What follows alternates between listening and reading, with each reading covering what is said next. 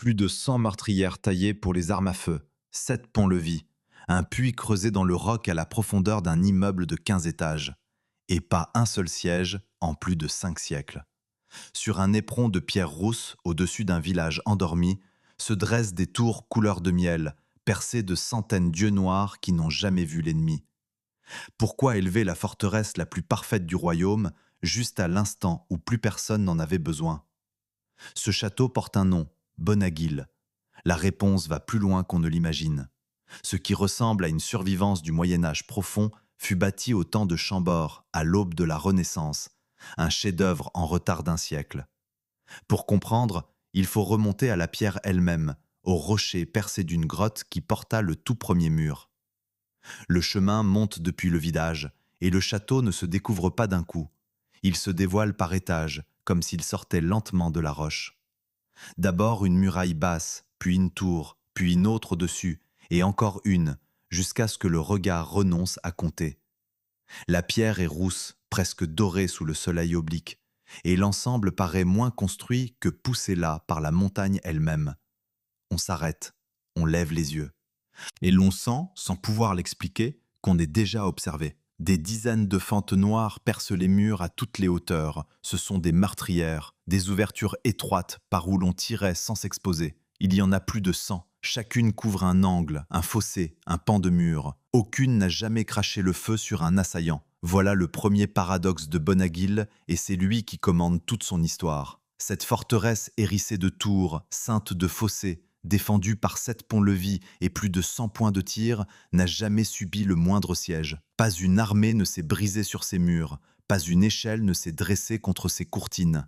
La seule blessure qu'elle ait reçue ne vint pas d'un ennemi en armes, mais de la Révolution française, 3 siècles après son achèvement, lorsqu'on lui ôta ses toitures et qu'on rabaissa ses tours. La place forte la plus aboutie de son temps n'a jamais servi à ce pourquoi elle fut conçue. Comment une telle machine de guerre a-t-elle pu ne jamais combattre? La question semble absurde devant tant de puissance. Et pourtant, elle a une réponse précise, qui tient à un mot, le temps. Bonaguil fut achevé trop tard. Lorsque les derniers maçons posèrent les dernières pierres, le monde pour lequel on l'avait pensé avait déjà disparu. Il faut se représenter ce que fut le sud-ouest de la France pendant des générations. La guerre de Cent Ans avait ravagé l'Aquitaine pendant plus d'un siècle, opposant les rois de France et d'Angleterre sur ces mêmes collines. Les seigneurs locaux changeaient de camp selon leur intérêt, les châteaux brûlaient et renaissaient, les villages vivaient sous la menace permanente du pillage. Dans ce monde-là, une forteresse n'était pas un luxe, c'était une condition de survie. Bâtir haut, bâtir épais, multiplier les défenses, c'était se donner une chance de durer. Et c'est dans cet esprit que naquit l'idée d'un château imprenable sur l'éperon de Bonaguil. Mais entre l'idée et l'achèvement, il s'écoula une vie d'homme. Les grands travaux qui donnèrent au château sa forme définitive se déroulèrent pour l'essentiel entre les années 80 du XVe siècle et les années 20 du XVIe, soit 30 à 40 ans de chantier ininterrompu. 30 à 40 ans, presque toute une existence à cette époque où l'on vivait rarement vieux. Et pendant que les tailleurs de pierre s'épuisaient sur ce rocher du Périgord méridional, à quelques centaines de lieues vers le nord, dans la douce vallée de la Loire, on élevait Chambord et Chenonceau.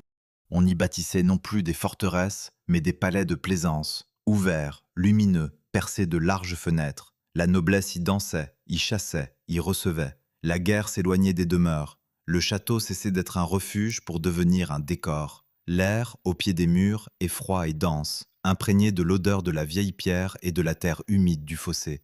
On longe la base de la muraille, la main effleure le calcaire roux, et l'on perçoit cette contradiction physique. Tout ici respire la menace, l'attente du combat, la tension d'un guet permanent, et tout cela n'a jamais servi. Le silence des meurtrières est presque assourdissant, car voilà ce que fut Bonaguil, le dernier grand château fort jamais bâti en France. Le dernier d'une lignée de 1000 ans de fortifications verticales, de tours, de créneaux et de machicoulis. Il arriva au bout de cette histoire comme un point final superbe et inutile. Au moment même où la poudre à canon rendait obsolètes les hautes murailles, où les ingénieurs commençaient à imaginer les forteresses basses et trapues qui domineraient les 2 siècles suivants, un seigneur du sud-ouest décida de porter à sa perfection un modèle déjà condamné. Il ne construisit pas en retard par ignorance, il construisit le chef-d'œuvre d'un art qui s'éteignait sous ses yeux. Et cette obsolescence, paradoxalement, fut le salut de Bonaguil. Songez à ce qui arrive aux forteresses qui servent. On les bombarde, on les mine, on les éventre, on les rase une fois la victoire acquise. Les châteaux qui ont vu passer les armées sont presque tous des ruines, parce qu'ils ont rempli leur office et l'ont payé de leur substance. Bonaguil, lui, n'a rien eu à défendre. Aucun boulet n'a fendu ses murs, aucune sape n'a creusé sous ses tours. Son imprenabilité n'a jamais été éprouvée, et c'est précisément pour cela qu'elle est demeurée intacte. La forteresse est restée parfaite parce qu'elle est restée vierge de guerre. Ce qui aurait dû être sa raison d'être, le combat, ne vint jamais, et son absence devint sa conservation. Il y a là une leçon presque vertigineuse sur le hasard et la durée. Les murs faits pour résister à l'assaut ont survécu parce qu'il n'y eut pas d'assaut. La pierre dressée contre les hommes a traversé les siècles parce que les hommes l'ont ignorée. On vient aujourd'hui admirer un château fort dans un état de complétude exceptionnel, et cette complétude tient à un échec, l'échec d'une forteresse à rencontrer son ennemi. Reste alors le doute, celui qui ne lâchera plus le regard tout au long de cette histoire. Si la guerre s'éloignait, si les puissants élevaient déjà des palais, si la haute fortification était condamnée, contre qui, contre quoi cette muraille démesurée fut-elle dressée? Pour repousser quel ennemi creusa-t-on ces fossés? Arma-t-on ces 100 meurtrières? Suspendit-on ces 7 ponts? La réponse n'est pas simple, et elle ne tient pas en une phrase. Elle se cache dans la pierre, dans l'argent, dans le caractère d'un homme et dans les peurs d'une époque qui basculait. Le soleil descend, et les tours prennent cette teinte de miel sombre qui leur a valu, dit-on, le surnom de tour d'or. De loin, dans la lumière du soir, le château semble flotter au-dessus des toits du village, irréel, suspendu entre deux mondes. Derrière ces murs s'étendent de basses maisons, des potagers, des cours où picorent les poules. Rien, dans ce hameau paisible, ne proclame la grandeur.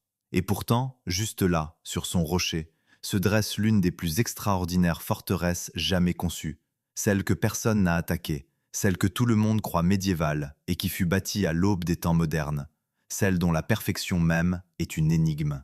Pour comprendre comment elle est née, il faut redescendre au commencement. Avant les tours, avant les ponts, avant Béranger, il y avait un rocher percé d'une grotte, dans une pierre étrangement rousse qui portait déjà un nom, Bonne Aiguille. Bien avant la première pierre taillée, il y eut une fracture verticale dans le calcaire, ouverte par les eaux souterraines sur des millénaires, qui perçait l'éperon de part en part et formait une grotte naturelle au cœur même du rocher. C'est cette cavité qui donna son nom au lieu. Bonne Aiguille, Bona Aguilla dans la langue d'oc, l'aiguille de pierre dressée entre deux ravins. Le nom est plus ancien que tout ce qui se voit aujourd'hui, plus ancien que les seigneurs, plus ancien que la mémoire des hommes du pays. Et il dit déjà l'essentiel. Ce n'est pas un château posé sur une colline, c'est une colline devenue château. Il faut poser la main sur cette roche pour comprendre ce qui s'y joue. Là où l'outil du tailleur ne l'a pas entamé, la pierre n'est pas grise ni blanche comme tant de calcaire, mais rousse, orangée, par endroits presque rouge sang. La tentation est grande d'y lire un drame, la fumée d'un incendie, la rouille du temps, ou, comme le murmurent les vieilles légendes, le sang des défenseurs séché dans la roche. La vérité est plus sobre et à sa manière plus belle. Cette teinte vient de l'oxyde de fer dont le calcaire local est imprégné. C'est la même terre qui, tout autour, nourrissait les minières et les forges, car la région fut longtemps un pays de fer. Le rouge de Bonaguil n'est pas une cicatrice, c'est une signature géologique. Et au coucher du soleil, lorsque la lumière rasante frappe les murs, cet oxyde de fer transforme la forteresse entière en un bloc de bronze incandescent. Sur ce rocher singulier, vers le milieu du XIIIe siècle, un homme décida de bâtir. Il s'appelait Arnaud de la Tour de Fumel, chevalier de ce pays d'entre Lot et Garonne. Entre les années 50 et 70 de ce siècle, il éleva le premier château de Bonaguil. Rien à voir avec le monstre de pierre qui couronne aujourd'hui l'éperon. C'était un donjon simple, une tour maîtresse de plan polygonal, dressée juste au-dessus de la grotte naturelle, comme pour s'enraciner dans la faille. Modeste par la taille, mais déjà rusé par la position. Qui tient le rocher, tient la grotte. Et qui tient la grotte, tient le passage secret à travers la montagne. Le premier témoignage écrit du château remonte à l'an 1271. Bonaguil apparaît alors dans une charte du roi Philippe III, surnommé le Hardi, au moment où la couronne de France prenait possession de l'Agenais, cette contrée disputée entre deux royaumes. Le château y figure comme vassal d'un fief voisin, celui de Tournon. 2 siècles entiers séparent cette première mention de la grande transformation qui rendra Bonaguil célèbre. 200 ans pendant lesquels la modeste tour veille sur ses ravins, presque oubliés de la grande histoire, témoin silencieux des guerres qui rôdent. De ce donjon primitif, un détail a traversé le temps et continue d'intriguer quiconque y prête attention. L'entrée.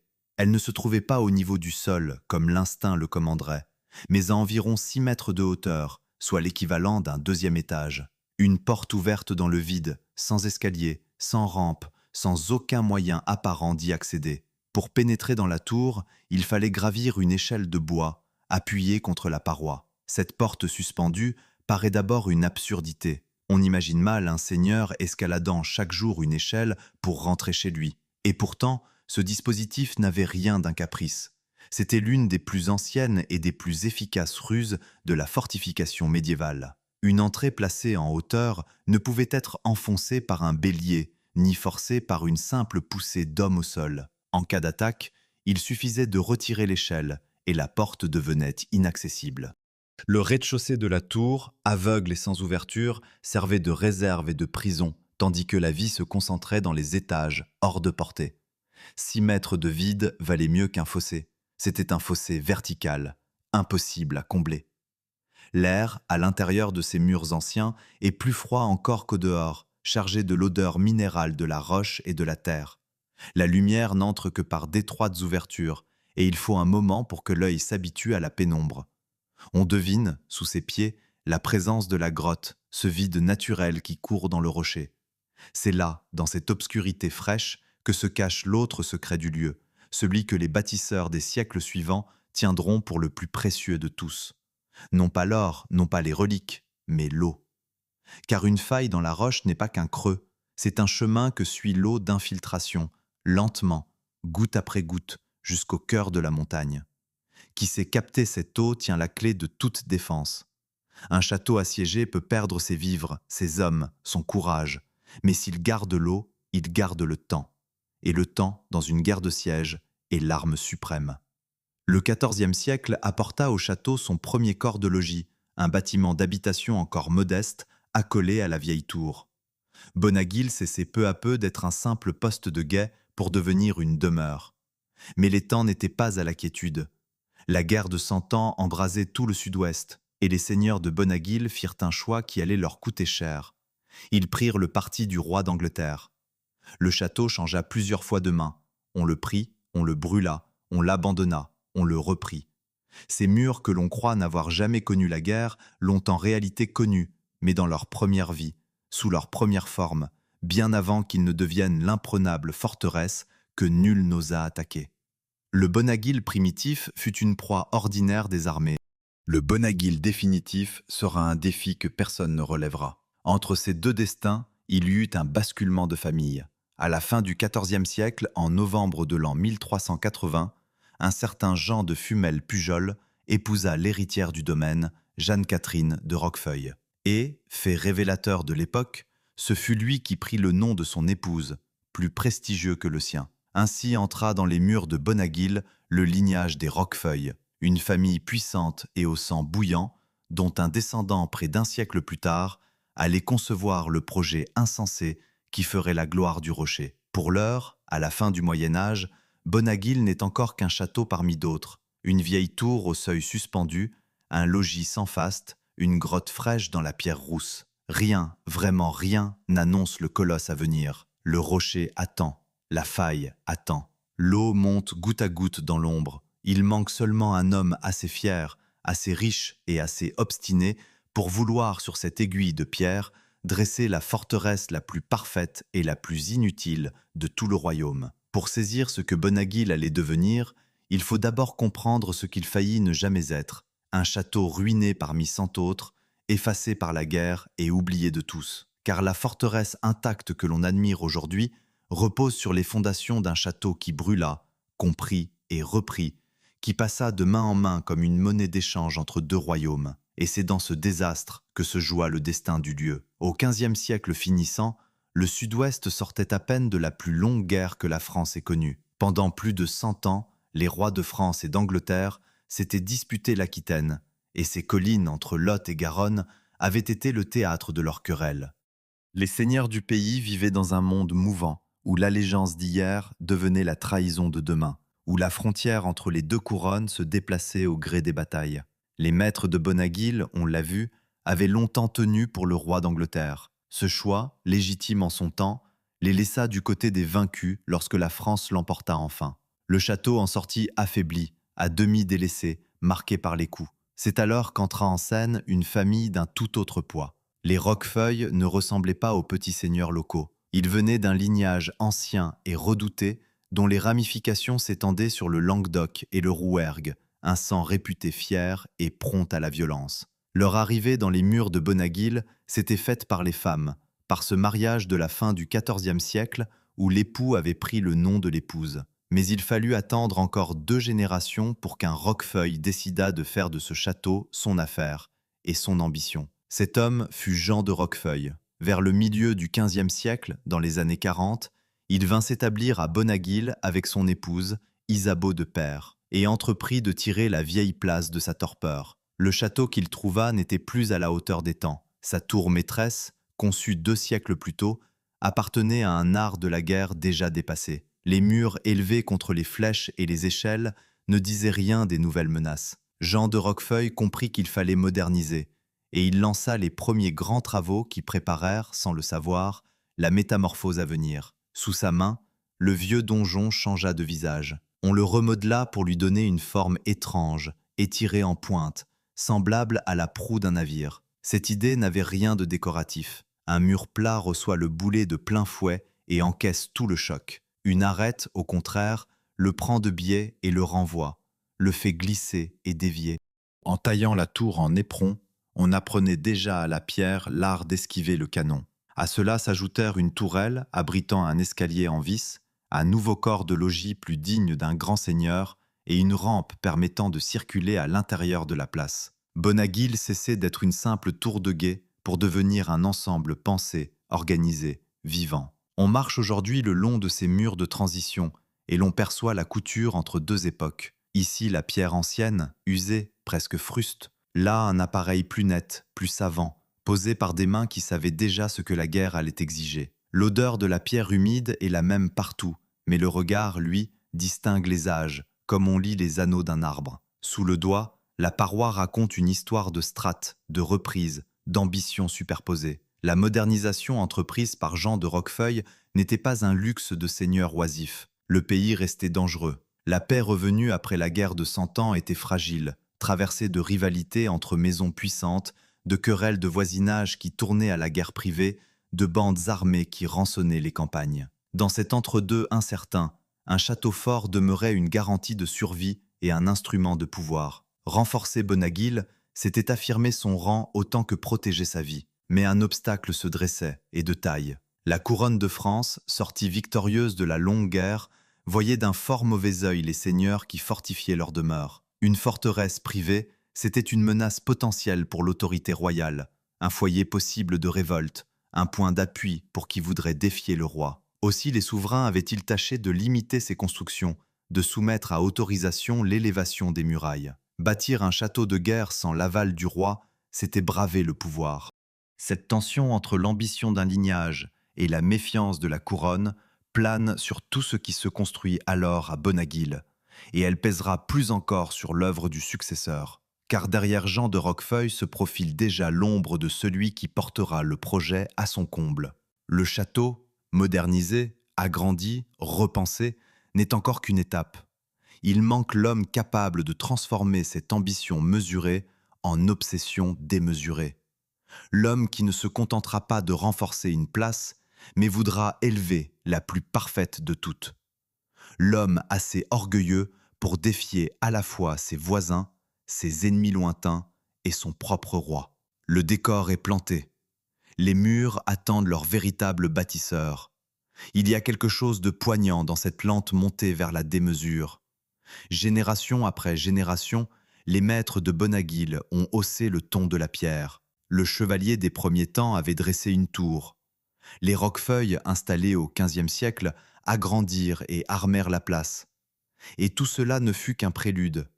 Chaque seigneur ajouta sa strate, comme si le rocher appelait toujours plus haut, toujours plus fort, sans que personne sût encore que cette surenchère allait aboutir à un château condamné d'avance par le cours même de l'histoire. Le monde des forteresses verticales touchait à sa fin, et c'est précisément à cet instant que Bonaguil s'apprêtait à en devenir le sommet absolu. Le soir tombe sur les murailles, et les pierres reprennent leur teinte de braise. À les contempler ainsi, étagés sur le rocher, on mesure le chemin parcouru depuis la modeste tour des origines. Mais le plus étonnant reste à venir. Tout ce que les Roquefeuille avaient bâti jusque-là, un seul homme s'apprêtait à le surpasser, à le repenser, à le porter à une échelle que nul n'avait osé imaginer. Et il allait le faire au mépris des interdits royaux, au mépris du bon sens militaire de son temps, au nom d'une idée de la grandeur qui appartenait déjà au passé. Il existe une phrase, transmise par les chroniqueurs du XVIe siècle, qui résume à elle seule l'esprit dans lequel fut bâti Bonaguil. Son auteur déclara qu'il élèverait un château que ne pourraient prendre ni ses vilains sujets, ni les Anglais s'ils osaient revenir, ni même les plus puissants soldats du roi de France. 3 ennemis nommés dans une seule menace, ses propres paysans, l'envahisseur d'hier et le souverain lui-même. Cette phrase n'est pas une légende tardive, elle est attestée par les sources de son temps. Et elle dit tout d'un homme et d'une époque, car on n'y entend pas seulement l'orgueil d'un seigneur, mais une peur, un défi lancé à la face du monde entier. Cet homme s'appelait Béranger de Roquefeuille, et c'est lui qui fit de Bonaguil ce qu'il est. Il naquit en l'an 1448 et vécut jusqu'en 1530, atteignant l'âge de 82 ans. Pour le XVIe siècle, une telle longévité tient presque du prodige. Rares étaient ceux qui voyaient passer 8 décennies dans un temps où la maladie, la guerre et la disette fauchaient les hommes bien avant. Cette vie démesurément longue fut aussi celle de son chantier. Pendant des décennies, le destin de l'homme et celui de la pierre se confondirent, au point qu'on ne saurait dire si le château vieillit avec son maître ou si le maître s'acharna à survivre pour voir son château. Béranger héritait d'un sang réputé difficile. Les Roquefeuille étaient puissants, mais leur puissance s'accompagnait d'un tempérament prompt à la colère, peu enclin à la mesure. Et le seigneur de Bonaguil porta ce trait à son comble. Un épisode, conservé par la justice royale, en dit long sur l'homme. Les habitants d'une petite ville voulurent défendre un ancien privilège fiscal, une exemption qu'il entendait abolir. Plutôt que de plaider, Béranger envoya contre eux une troupe d'arbalétriers. La brutalité des soldats provoqua une émeute. On les chassa. L'affaire remonta jusqu'au tribunal du roi, et en l'an 1493, le seigneur fut condamné pour ces violences. Le détail paraît mince, une querelle de quart de mesure, un impôt contesté, mais il éclaire d'un jour cru le caractère du bâtisseur. Voilà un homme qui répond à la contestation par les armes, qui préfère la force au compromis, qui se heurte à la loi sans reculer. Ce tempérament explique en partie son grand œuvre, car bâtir une forteresse comme Bonaguil, à cette époque, n'allait pas de soi. Les rois de France, sortis renforcés des longues guerres, surveillaient de près les seigneurs qui osaient fortifier leur demeure. Élever de hautes murailles, multiplier les tours, c'était se donner les moyens d'une rébellion, et la couronne ne l'entendait pas ainsi. Béranger n'en eut cure. Il lança son chantier sans s'embarrasser des interdits, comme si l'autorité royale ne le concernait pas. Dans la phrase qu'il prononça, le roi de France figure d'ailleurs nommément parmi les ennemis dont il se prétendait à l'abri. Ce n'était pas seulement de la fanfaronnade, c'était la déclaration d'un homme qui voulait, sur son rocher, demeurer le maître absolu, intouchable, hors d'atteinte de toute puissance terrestre. On a longtemps voulu voir dans ce seigneur un fou, un excentrique qui aurait dilapidé sa fortune dans une chimère, un esprit dérangé bâtissant une forteresse contre des ennemis imaginaires, au moment précis où les forteresses devenaient inutiles. Cette image a la force des belles histoires, et elle a nourri jusqu'au titre d'un livre qui parle du château fou. Mais elle mérite d'être regardée de plus près, car elle pourrait bien être une invention romanesque plaquée après coup sur un homme qui, en son temps, agissait peut-être avec une parfaite raison. Considérons le monde réel de ces années-là. Aux alentours de 1490, le sud-ouest était loin d'être pacifié. Des conflits locaux éclataient encore, des places fortes voisines changeaient de main, et surtout, tout près, s'étendait la puissance redoutable de la maison d'Albret, l'une des plus grandes familles du royaume, dont les ambitions inquiétaient jusqu'à la couronne. Dans un tel voisinage, se fortifier n'avait rien d'une lubie, c'était une précaution lucide. D'ailleurs, Béranger ne fut pas le seul à raisonner ainsi. D'autres seigneurs du pays renforçaient au même moment leur propre château, persuadés que la sécurité d'un lignage passait par l'épaisseur de ses murs. Vu sous cet angle, le maître de Bonaguil n'était pas un dément, mais un calculateur. Non un homme du passé, mais un homme prudent qui prenait au sérieux les dangers de son présent. La vérité se tient sans doute entre les deux portraits, et c'est ce qui rend le personnage si saisissant. Béranger fut à la fois un esprit rationnel et un orgueilleux démesuré, un seigneur prévoyant et un homme ivre de sa propre grandeur. Il bâtit pour se défendre, mais il bâtit aussi pour éblouir, pour défier, pour inscrire dans la pierre une idée de lui-même plus grande que nature. Sa forteresse répond à des peurs réelles, mais elle les dépasse infiniment. Nul danger concret n'exigeait 7 ponts-levis, plus de 100 meurtrières et des murs de 4 mètres d'épaisseur. Cette surenchère-là ne relève plus du calcul, elle relève du désir. Le désir d'un homme de prouver, contre son siècle, qu'il pouvait être imprenable. Il y a quelque chose de profondément humain dans cette contradiction. On se tient au pied de ces murs qu'il a voulus, et l'on sent peser sur soi non pas la froide logique d'un ingénieur, mais la volonté brûlante d'un caractère. Chaque pierre semble dire « je ne plierai pas ». L'écho des pas sous les voûtes, le froid des salles, l'ombre démesurée des tours sur le village endormi, tout porte la marque d'un tempérament qui refusait de céder à quiconque, en quoi que ce soit. Bonaguil n'est pas seulement une œuvre d'architecture, c'est le portrait en pierre d'un homme, et ce portrait recèle son plus grand paradoxe. Cet orgueilleux qui voulut une forteresse contre le roi de France lui-même mourut paisiblement dans son château, sans avoir jamais eu à soutenir le moindre siège. Aucun des 3 ennemis qu'il avait nommés ne se présenta jamais devant ses murs, ni les vilains, ni les Anglais, ni le roi. La menace qu'il avait conjurée à grands frais resta lettre morte. Il avait bâti l'invulnérabilité absolue contre un assaut qui ne vint pas, et ainsi son chef-d'œuvre devint, de son vivant peut-être déjà, un monument à une peur sans objet, une réponse magnifique à une question que personne ne lui avait posée. Reste alors l'énigme la plus tenace, celle qui se renouvelle à mesure qu'on cerne mieux le personnage. Contre qui Béranger se protégeait-il vraiment? Contre ses paysans révoltés? Contre un envahisseur disparu? Contre un roi qui ne songeait pas à lui? Ou contre quelque chose de plus vaste, de plus insaisissable? Le sentiment d'un monde qui changeait, où le chevalier cédait la place aux courtisans, où la forteresse cédait la place au palais, où l'homme de guerre qu'il était sentait le sol se dérober sous ses pieds. Peut-être Bonaguil fut-il moins une défense contre des ennemis qu'un refus du temps lui-même. La pierre dressée non contre des armées, mais contre l'oubli. Le seigneur avait son caractère, et son caractère avait sa forteresse. Mais un caractère, si fort soit-il, ne suffit pas à arrêter un boulet de canon. Pour comprendre comment Bonaguil prétendait tenir tête à l'artillerie nouvelle, il faut quitter l'homme et entrer dans la machine, descendre dans les casemates, longer les fossés, lever les yeux vers ces tours dont les sommets cachent une invention qui change à tout. Au sommet des tours de Bonaguil se cache une invention que l'œil distrait ne remarque jamais. Là où sur un château ordinaire, le mur s'achève en créneaux et en machicoulis, ces ouvertures par lesquelles on lâchait pierres et projectiles sur l'assaillant collé à la base, ici la pierre fait autre chose. Sous le chemin de ronde, les anciens corbeaux, ces consoles de pierre qui soutenaient le couronnement, ont été remplacés par des blocs massifs en forme de pyramide renversée, fichés dans la muraille comme des coins. Ce détail, presque invisible d'en bas, n'est pas décoratif, c'est la trace d'une révolution. Ces supports surdimensionnés furent conçus pour porter un poids que nul château médiéval n'avait jamais eu à soulever sur ses hauteurs. Le poids d'un canon, de son affût et de ses munitions. Voilà l'idée maîtresse de Bonaguil, et elle est d'une audace singulière. Béranger de Roquefeuille ne voulut pas renoncer à la haute fortification, à ces tours fières qui dominaient le pays.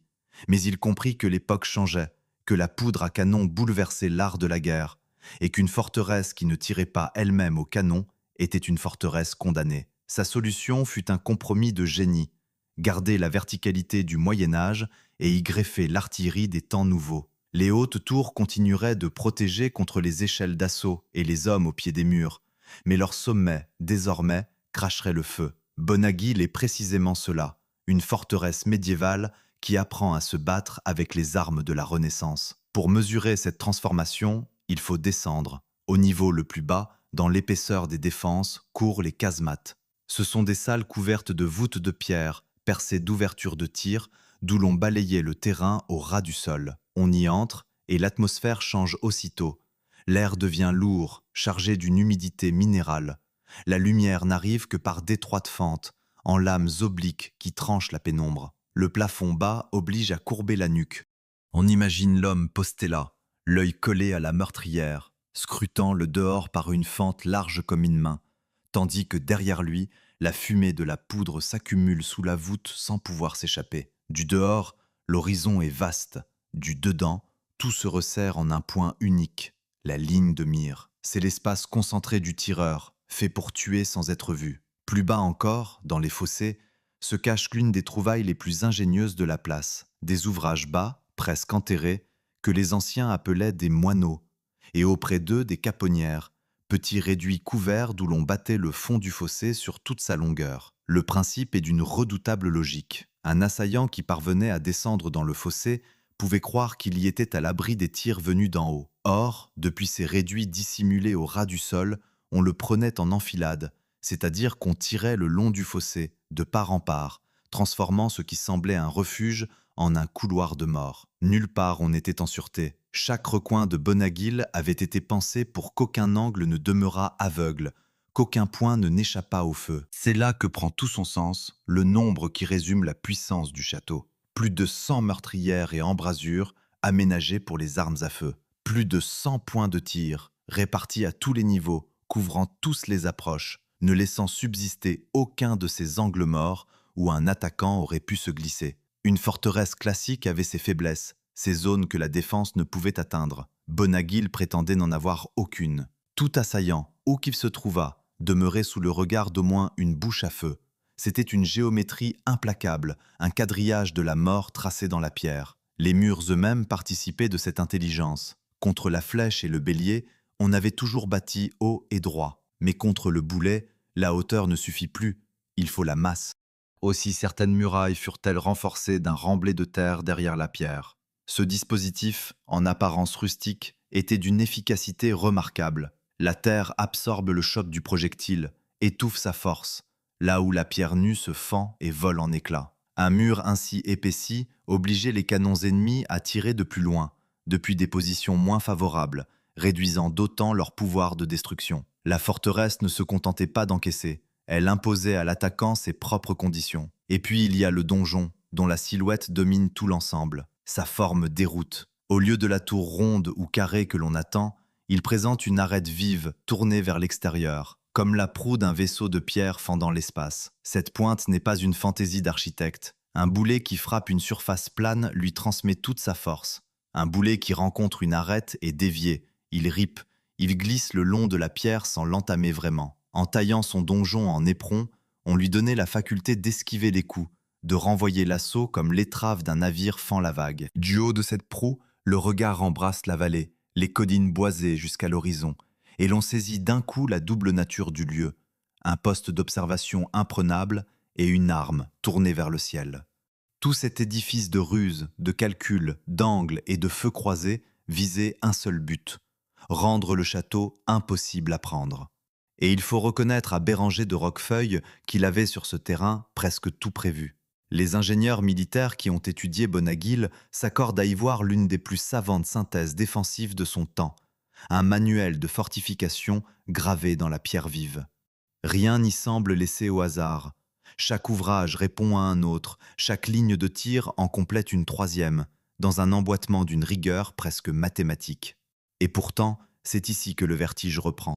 Toute cette science, toute cette ingéniosité, tout ce génie de la défense ne servit jamais. Pas une fois les pyramides renversées ne supportèrent un canon en action contre un ennemi réel. Pas une fois les moineaux ne prirent un assaillant en enfilade. Pas une fois le donjon en proue de navire ne dévia un boulet lancé pour de bon. La machine fut montée, réglée, parfaite, et laissée à tourner à vide pendant des siècles. Bonaguil est une arme qui ne tira jamais, un piège qui ne se referma sur personne, une démonstration de force adressée à un adversaire absent. Car la vérité, cruelle pour l'orgueil de son bâtisseur, est que cette perfection même arrivait à contretemps. Au moment où Béranger portait à son sommet l'art de la forteresse verticale, ailleurs en Europe, les ingénieurs inventaient déjà tout autre chose. Des fortifications basses, larges, anguleuses, ces remparts trapus en forme d'étoiles qui allaient dominer les 2 siècles suivants. La hauteur, qui faisait la fierté de Bonaguil, deviendrait bientôt une faiblesse, une cible offerte au canon. Le château était l'aboutissement d'un art au moment précis où cet art devenait caduc. Le plus parfait des châteaux forts était aussi le dernier,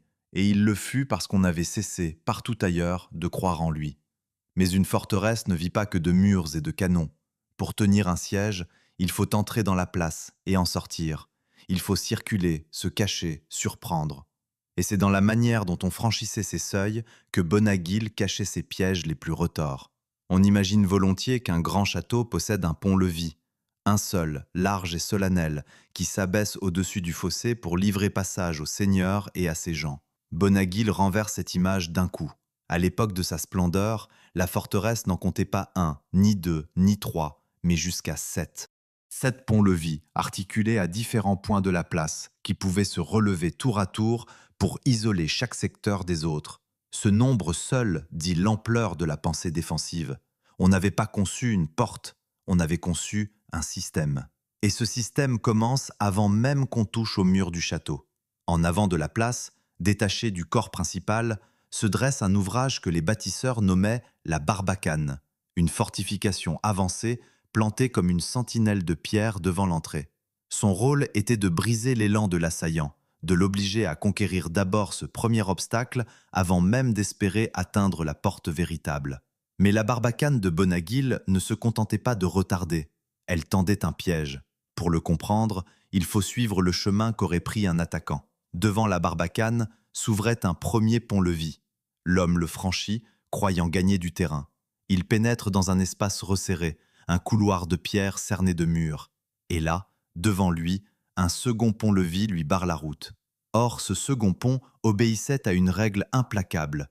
Il ne s'abaissait qu'après que le premier se fût relevé. L'assaillant se retrouvait ainsi enfermé entre les deux, pris au creux d'un espace clos, d'où il ne pouvait ni avancer ni reculer. Derrière lui, le pont relevé, devant lui, le pont dressé, et tout autour, dans les murs, les fentes des meurtrières d'où les défenseurs le prenaient à loisir. C'est ici que la mémoire des chiffres se réconcilie.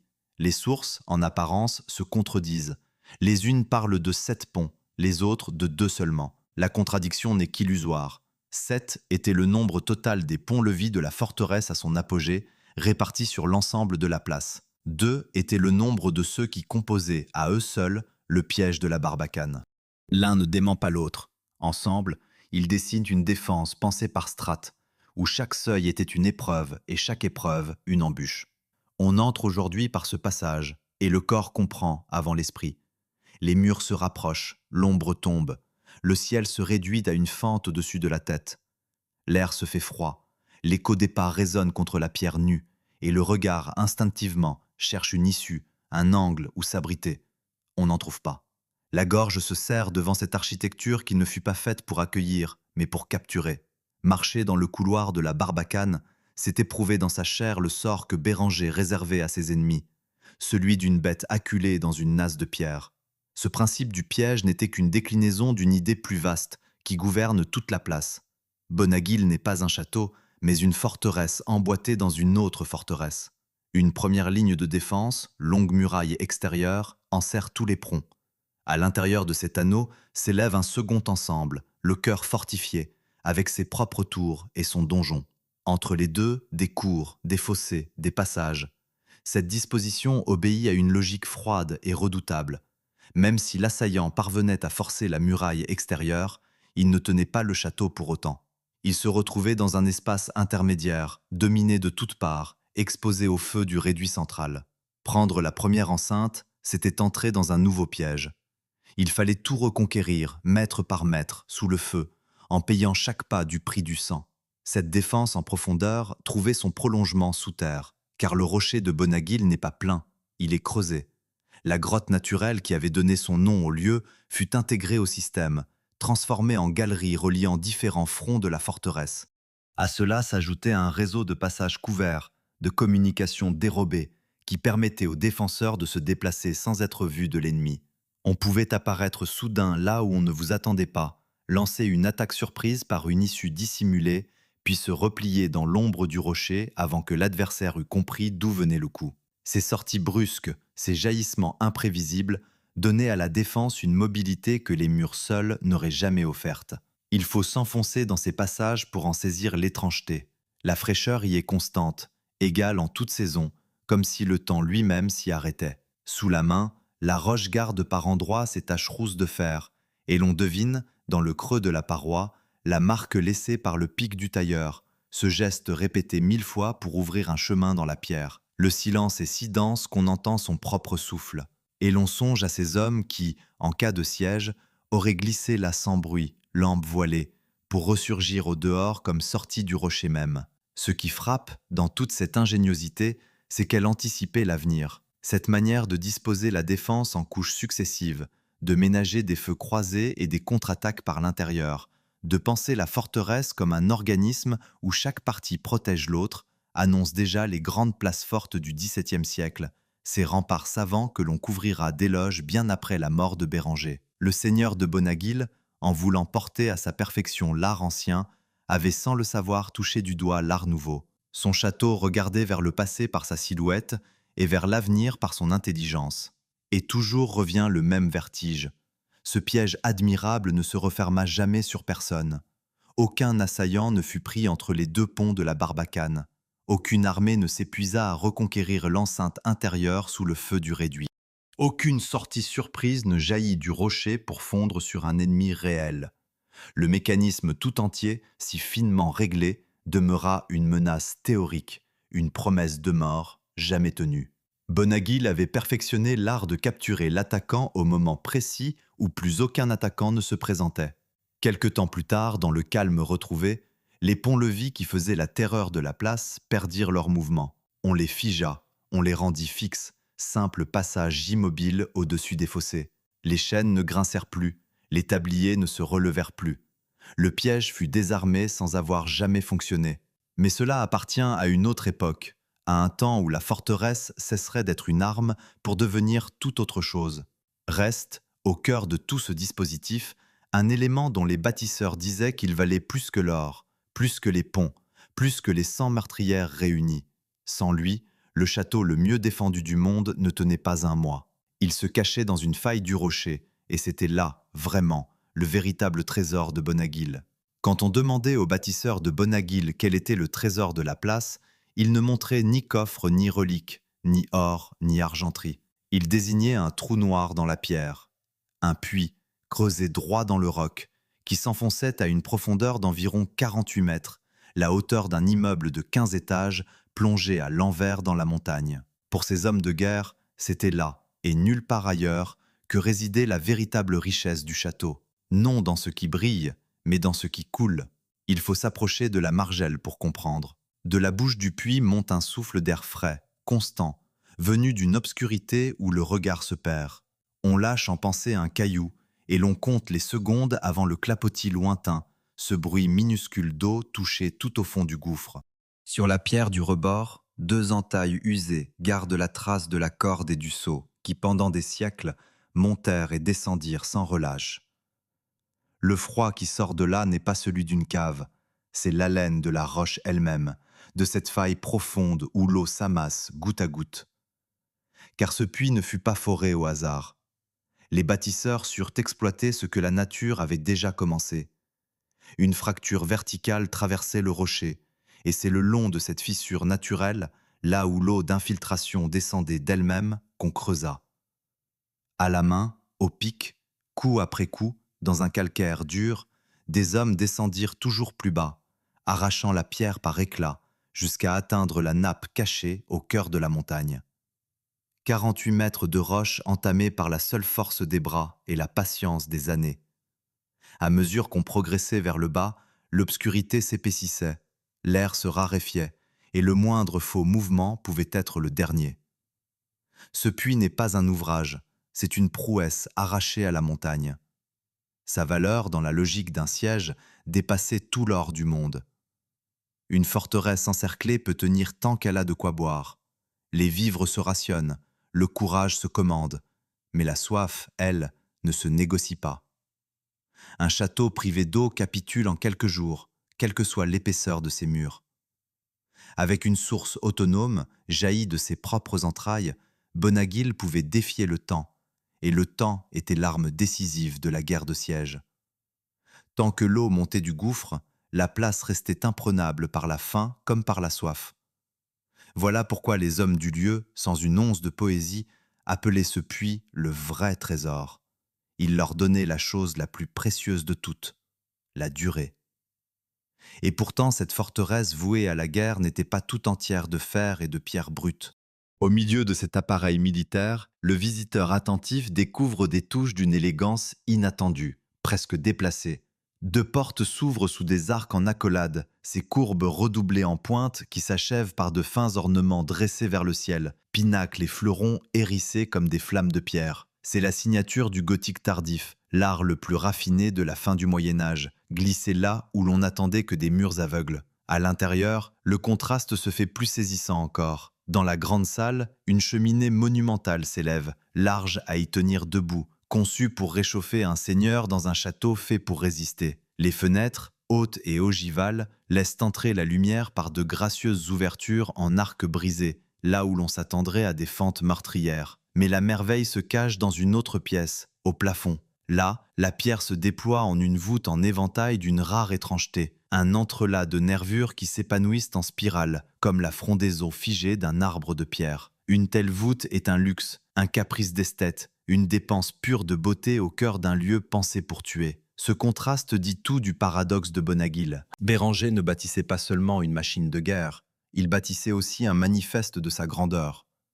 La forteresse devait être imprenable, mais elle devait aussi éblouir, proclamer que son maître n'était pas un simple soudard retranché derrière ses murs, mais un seigneur de haut rang, capable de s'offrir la beauté comme la force.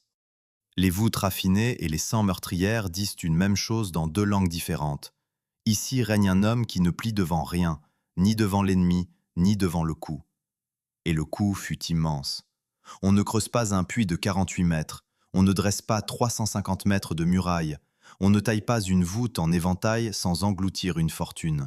Le chantier s'étendit sur 30 à 40 années, presque toute une vie d'homme à cette époque, et il dévora les ressources du lignage avec un appétit sans fond. Chaque pierre montée, chaque mètre de roc arraché, chaque ornement ciselé pesait sur les coffres des roquefeuilles. Béranger consacra ses dernières décennies et une part décisive de son patrimoine à cette œuvre unique qui ne lui rapporterait jamais le moindre fait d'armes. Il mourut dans son château, au cœur de l'hiver, en janvier de l'an 1530, ayant atteint l'âge rare de 82 ans. On l'inhuma dans une chapelle qu'il avait lui-même fait élever entre ses murs. Mais l'homme qui avait passé sa vie à dresser un monument de puissance fit un dernier geste qui déconcerte. Par testament, il ordonna qu'on l'enterrât sans le moindre faste, sans musique, sans aucun signe extérieur de sa grandeur. Lui qui avait voulu une forteresse pour éblouir le siècle, voulut, pour son propre départ, le dépouillement le plus nu. Sa volonté dernière garde pourtant la trace de son caractère. Il demanda que 120 prêtres vinssent prier pour le repos de son âme, et qu'on habilla 100 pauvres, en remettant à chacun 10 deniers tournois. Dans ce geste se mêle la piété de son temps et l'ampleur de ses moyens. Même son humilité affichée se comptait par centaines, comme s'il ne pouvait s'empêcher, jusque dans le renoncement, d'être démesuré. L'homme paradoxe le fut jusqu'à son dernier souffle, économe de ponte et prodigue de prière, ordonnant la simplicité avec une générosité de prince. Ainsi s'éteignit celui qui avait fait de Bonaguil le plus parfait des châteaux forts.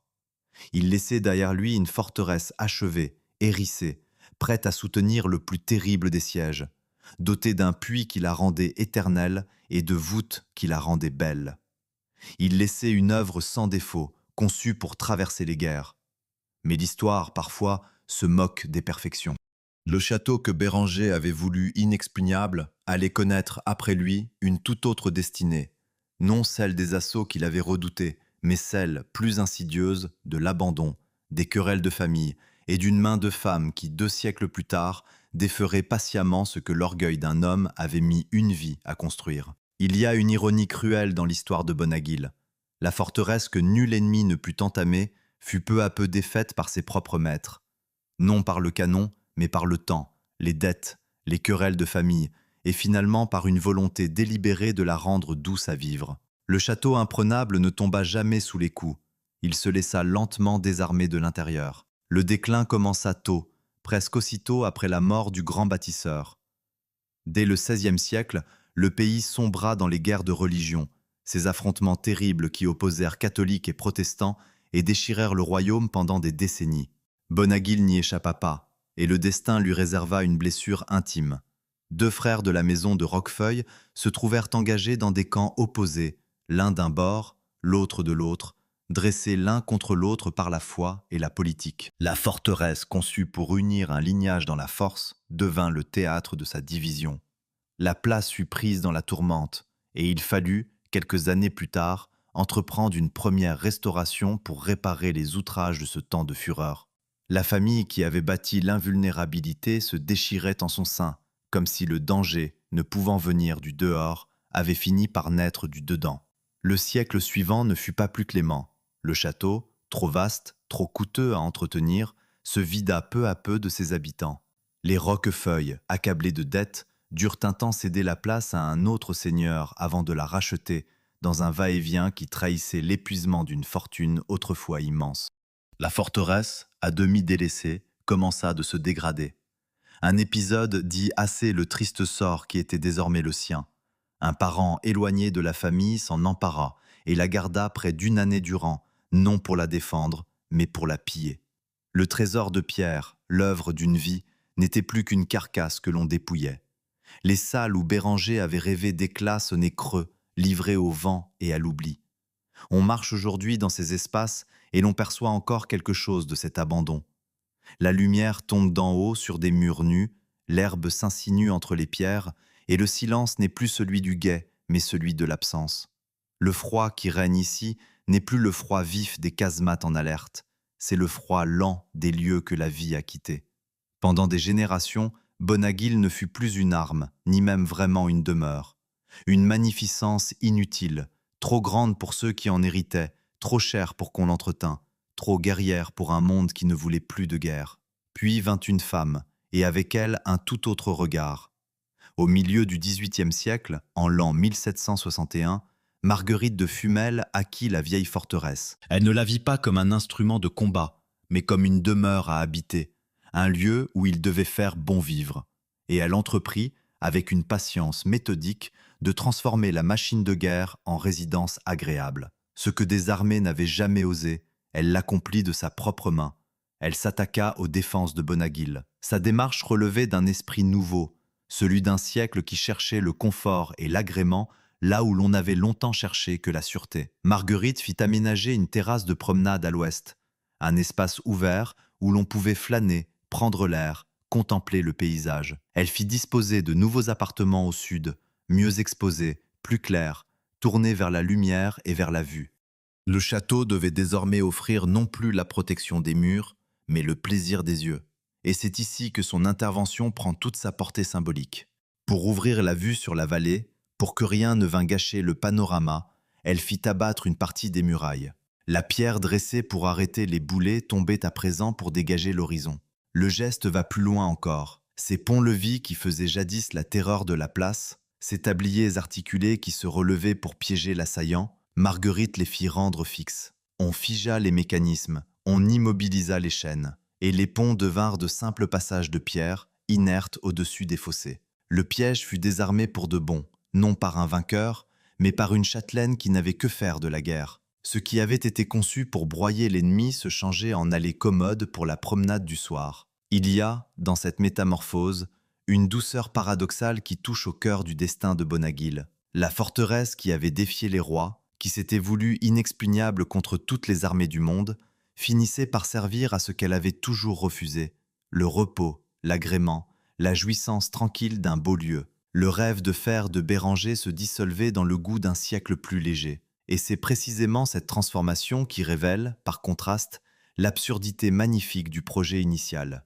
Il avait fallu une vie d'homme et une fortune pour rendre ce château imprenable. Il suffisait du caprice raffiné d'une femme pour le rouvrir au monde. Marguerite ne fut pas une profanatrice. Elle aimait son château, à sa manière, qui était celle de son temps. Elle voulait l'habiter, non l'abattre. L'embellir selon le goût de son époque, non l'effacer. En transformant la place forte en demeure, elle prolongeait sa vie sous une autre forme, lui donnait une raison d'être nouvelle au moment où l'ancienne avait depuis longtemps perdu tout sens. Sans elle, peut-être, Bonaguil ne serait resté qu'une ruine abandonnée parmi tant d'autres. Elle lui offrit pour quelques décennies encore la chaleur d'une présence humaine. Mais le destin garda pour elle aussi son ironie. Elle mourut en l'an 1788, à la veille d'un bouleversement qu'elle ne pouvait imaginer. Elle s'éteignit sans savoir que tout son ouvrage de douceur, ses terrasses, ses appartements clairs, son château apprivoisé, serait bientôt emporté par une tempête d'une violence inouïe. Elle avait désarmé une forteresse pour en faire un foyer. À peine ses yeux fermés, l'histoire allait fondre sur ce foyer et lui infliger ce qu'aucune armée n'avait jamais osé. La femme qui avait rendu Bonaguil habitable mourut juste à temps pour ne pas voir le coup le plus dur que la forteresse eût jamais reçu. Car voici le retournement le plus saisissant de toute cette histoire. La place que nul assaut n'avait entamée en 3 siècles, ni les Anglais, ni les rois, ni les rivaux du Sud-Ouest, allait enfin connaître sa blessure. Non d'un ennemi en armes massé devant ses murs, mais d'une fureur venue du dedans du royaume lui-même, d'un peuple soulevé contre tout ce que ses tours représentaient. Le seul véritable assaut de l'histoire de Bonaguil ne ressemblerait à aucune des guerres pour lesquelles il avait été bâti. Pendant 3 siècles, Bonaguil avait attendu un ennemi qui ne venait pas. Ni les Anglais, ni les rois, ni les rivaux du Sud-Ouest n'avaient jamais dressé d'échelle contre ses murs. La forteresse la plus parfaite du royaume vieillissait dans une paix qu'elle n'avait pas choisie, gardant en réserve une puissance que nul ne mettait à l'épreuve. Et puis, à la fin du XVIIIe siècle, l'ennemi vint enfin. Mais il ne ressemblait à rien de ce que Béranger avait imaginé. Ce n'était pas une armée massée dans la vallée, ce n'était pas un siège en règle avec canons et tranchées. C'était une idée, un soulèvement, une fureur née au cœur même du pays. En l'an 1789, la Révolution française embrasa le royaume. Le monde des seigneurs, des privilèges et des forteresses, ce monde dont Bonaguil était l'emblème de pierre, s'effondrait. Les hautes tours qui avaient incarné la puissance d'un lignage devinrent soudain le symbole détesté d'un ordre que le peuple voulait abattre. L'héritier du domaine prit la fuite, comme tant de nobles emportés par la tourmente. Et le château, abandonné de ses maîtres, fut déclaré bien national, saisi au nom de la nation, livré au sort que la Révolution réservait aux symboles de l'ancien temps. D'abord, on dispersa. Le mobilier, les biens, tout ce qui faisait la vie du lieu fut vendu, dilapidé, emporté. Le château se vida de sa substance, dépouillé pièce après pièce. Mais le pire vint ensuite. Entre les années 1793 et 1794, on s'attaqua à la pierre elle-même. On arracha les toitures, on enleva les charpentes, on démonta les planchers et les boiseries.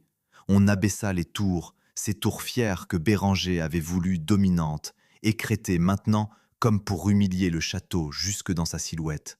Ce que des siècles de menaces militaires n'avaient jamais accompli, quelques années de fureur révolutionnaire le réalisèrent. Bonaguil reçut enfin sa blessure, et cette blessure fit de lui la ruine que nous connaissons. Il faut mesurer l'étrangeté de ce destin. La forteresse conçue pour résister à l'assaut le plus terrible ne fut jamais assaillie par la guerre, et c'est la paix d'une nation en révolution qui la mutila. Son unique véritable ennemi ne fut pas un soldat, mais un démolisseur. Il n'escalada pas ses murs, il en ôta les toits. Il ne brisa pas ses défenses, il abattit ses couronnes. Le seul moment de violence de l'histoire de Bonaguil fut une œuvre de démontage patient, méthodique, presque administratif. On ne prit pas le château, on le défit. On monte aujourd'hui sur les tours arasées, et le ciel s'ouvre là où s'élevaient jadis les charpentes et les toits. Le vent passe librement dans des salles qui n'ont plus de plafond, et l'herbe pousse au sommet des murs. Ce que l'on prend pour le charme pittoresque d'une ruine est en réalité la cicatrice de ces années-là, la trace d'une colère qui visait moins ces pierres que tout ce qu'elles représentaient. Sous le doigt, le bord d'une tour écrêtée garde la rugosité de l'arrachement, la marque brutale de l'instant où l'on décida que ces hauteurs devaient tomber. Il serait pourtant injuste de ne lire dans cet épisode qu'une destruction aveugle. La Révolution fut un séisme, et les séismes ne choisissent pas leur ruine. Le drame de Bonaguil ne fut ni un crime gratuit, ni le geste d'un peuple barbare, mais une conséquence parmi 1000 d'un bouleversement qui changeait la face d'une nation entière. Le château paya le prix de ce qu'il symbolisait, comme tant d'autres demeures du même temps. Juger ces années depuis le calme des siècles écoulés serait trop facile. Mieux vaut comprendre que la pierre, parfois, porte le poids des idées des hommes, et qu'une forteresse peut tomber non sous les coups, mais sous le sens qu'on lui prête. Et c'est ici que l'histoire bascule une dernière fois, vers le salut, car la ruine de Bonaguil aurait pu n'être qu'une fin. Tant de châteaux, après la tourmente, servirent de carrière, leurs pierres emportées une à une pour bâtir des maisons, des granges, des routes, jusqu'à ce qu'il n'en restât rien. Bonaguil échappa à ce lent effacement. Au milieu du XIXe siècle, en l'an 1860, la commune voisine de Fumel racheta la forteresse délabrée et entreprit de la sauver. Le geste était neuf pour l'époque. On commençait tout juste à considérer ces vieilles pierres non comme des matériaux à recycler, mais comme un héritage à préserver. 2 ans plus tard, en 1862, Bonaguil fut classé monument historique. Cette reconnaissance officielle, qui le plaçait sous la protection de la nation, fut l'une des plus précoces de toute l'histoire de la sauvegarde du patrimoine en France. Le château qui avait été dépouillé au nom de la nation se trouvait désormais protégé en son nom. Le symbole détesté de l'ancien monde devenait un trésor commun, une œuvre à transmettre. En l'espace de 2 générations, le regard porté sur ces tours s'était entièrement renversé. Vinrent alors les restaurateurs. Dans les dernières décennies du XIXe siècle, un architecte du nom de Paul Gou s'attela au donjon, redressant ce qui pouvait l'être, consolidant la pierre, rendant au château une part de sa dignité perdue. Les travaux se poursuivirent jusqu'aux abords du nouveau siècle, gagnant jusqu'au couronnement des tours de guet. Plus tard, au XXe siècle, d'autres campagnes prirent le relais à plusieurs reprises, chacune ajoutant sa pierre à l'œuvre patiente du sauvetage.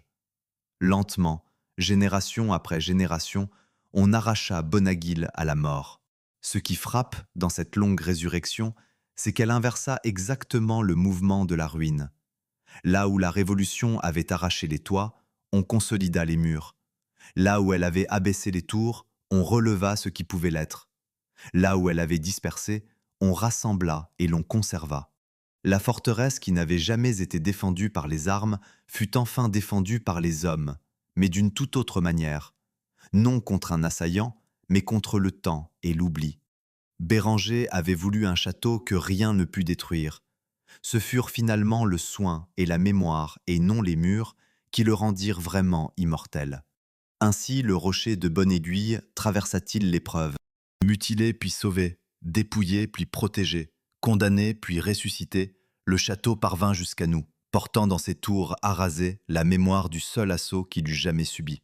Et de cette longue histoire de pierre, de guerre rêvée et de paix imposée, allait naître une dernière vie, la plus inattendue de toutes, celle où la forteresse silencieuse retrouverait enfin des voix entre ses murs. Par une soirée d'été, il se passe à Bonaguil une chose que ses bâtisseurs n'avaient jamais prévue. Dans les fossés taillés pour piéger l'assaillant, sous les murs percés de 100 meurtrières, résonne non plus le cliquetis des armes ni le grondement des canons, mais des voix d'acteurs, de la musique et le murmure d'un public assis dans la pierre tiède. Depuis l'année 1962, un festival anime chaque été la vieille forteresse. Là où l'on attendait des défenseurs aux aguets, des comédiens jouent. Là où devait gronder la guerre, montent les applaudissements. La place forte qui ne connut jamais d'assaut se remplit enfin, mais d'applaudissements et non de fureur.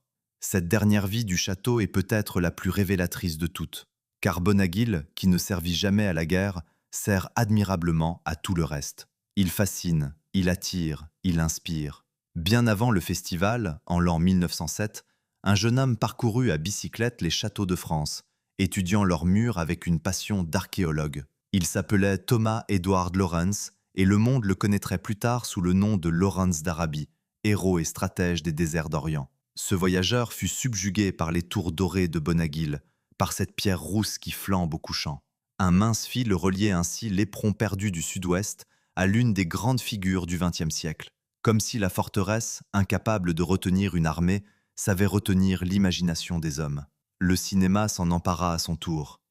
Dans les années 70, les souterrains du château, ses passages dérobés, ses galeries creusées dans le roc, servirent de décor à un film de guerre où l'on filma la peur et la mort. La caméra capta l'ombre et l'humidité de ces couloirs, là où, jadis, aucun véritable combat ne s'était livré. La forteresse prêtait enfin sa puissance à des batailles imaginaires, faute d'en avoir jamais connu de réelles. Sa terreur si savamment construite trouvait son emploi dans la fiction, sur l'écran, dans le frisson d'un spectateur.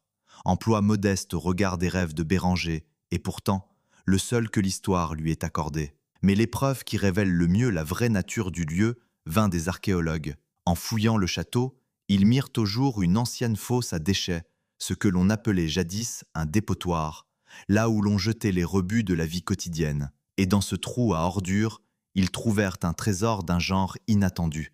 Des fragments de céramique, des morceaux de verre, des restes de repas, et même des jouets d'enfants. Ces humbles débris racontaient une vérité que les murs guerriers taisaient. Bonaguil ne fut pas seulement une machine de guerre dressée contre le monde. Ce fut une maison où l'on mangeait, où l'on buvait, où des enfants jouaient sur la pierre. Derrière la forteresse, il y avait un foyer. Derrière les 100 meurtrières, une vie domestique, fragile et tendre, dont ces petits jouets oubliés sont le témoignage le plus émouvant. Et c'est là, dans ce contraste, que la grande énigme commence à trouver sa réponse. Il faut revenir à la question qui a traversé toute cette histoire. Pourquoi élever la forteresse la plus parfaite du royaume, juste à l'instant où plus personne n'en avait besoin? La réponse n'est ni simple ni unique, et c'est ce qui fait sa vérité. Une part de la réponse tient au calcul. Béranger de Roquefeuille ne fut pas le fou que la légende a voulu peindre. Autour de l'année 1490, son pays demeurait incertain, traversé de rivalités, dominé au loin par des maisons puissantes dont l'ambition inquiétait jusqu'au roi. Se fortifier était alors une précaution raisonnable, et d'autres seigneurs du temps faisaient de même. Vu sous cet angle, Bonaguil ne fut pas une chimère, mais une réponse lucide au danger d'un présent troublé. L'homme qui bâtit ces murs avait des raisons concrètes de les vouloir solides. Mais le calcul seul n'explique pas la démesure. Nulle menace réelle n'exigeait 7 ponts-levis, un puits de 48 mètres, un donjon taillé en proue de navire et plus de 100 bouches à feu. Cette surenchère-là parle un autre langage. Elle dit l'orgueil d'un homme, son désir d'inscrire dans la pierre une grandeur plus durable que sa propre vie. Elle dit aussi quelque chose de plus vaste, de plus poignant, le refus d'un monde qui s'achevait. Au moment où le chevalier cédait la place aux courtisans, où la forteresse cédait la place au palais, Béranger dressa son château comme un manifeste, comme une dernière affirmation d'un idéal qui se mourait.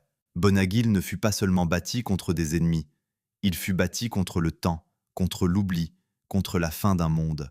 Voilà pourquoi cette forteresse achevée trop tard n'est pas un échec, mais un chef-d'œuvre d'un genre singulier. Elle est le point final d'un art millénaire, la dernière phrase d'un long poème de Pierre que l'Europe avait écrit pendant 1000 ans. Et comme toutes les dernières phrases, elle porte en elle à la fois la perfection d'un savoir accompli et la mélancolie d'une chose qui s'achève. Béranger ne construisit pas un château en retard, il construisit le plus beau des adieux. Le plus étonnant, c'est que ce chef-d'œuvre se cache encore.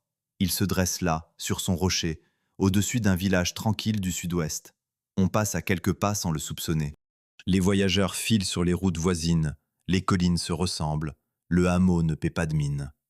Et pourtant, dissimulée dans ce paysage paisible, veille la forteresse la plus parfaite et la plus tardive du royaume, ce trésor d'ingéniosité et d'orgueil que tant de gens ignorent. Bonaguil est de ces merveilles cachées à la vue de tous, si proches qu'on ne les voit plus, attendant simplement qu'un regard s'arrête et découvre ce que la pierre rousse a tu pendant des siècles.